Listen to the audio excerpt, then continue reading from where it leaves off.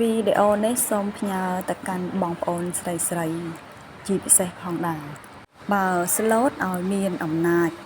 តែបើសិនជាខ្លួនកាចត្រូវមានសិលធម៌ក្នុងខ្លួនផង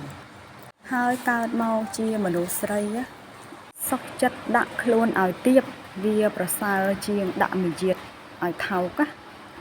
ហើយខ្ញុំឃើញមនុស្សស្រីមួយចំនួនណាបងប្អូនគឺគាត់រឹងមាំណាគឺគាត់មិនចាំបាច់ពឹងពាក់ប្តីនិយាយចឹងគឺនៅពេលដែលគាត់ដួលគឺគាត់ចេះក្រោកឈរដោយខ្លួនឯង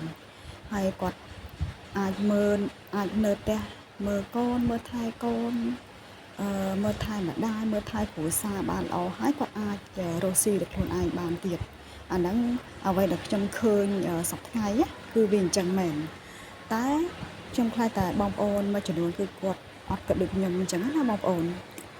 និយាយឲ្យចំទៅគឺគាត់មិនចង់ពឹងពាក់លើសមត្ថភាពប្តីលុយប្តីព្រោះថានៅពេលដែលគាត់នៅតែផ្ទះមើលថែតែកូនបោកខោអាវលាងចានដាំបាយអញ្ចឹងទៅនៅពេលណាដែលស្វាមីមួយចំនួនគឺគាត់តែងថានៅផ្ទះមើលតែកូនចាំតែចាយលុយប្តីក៏ពិបាកដែរចាគឺគាត់ខ្លាចបែបហ្នឹងនិយាយចាំតែមិនថាគេមិនថាខ្ញុំគឺដូចគ្នាគឺខ្លាចណាស់គឺពាក្យហ្នឹងអញ្ចឹងហើយគឺបងខ្លះគឺគាត់ប្រឹងបងប្អូននៅពេលដែលគាត់បាក់ទឹកចិត្តបាក់អីមក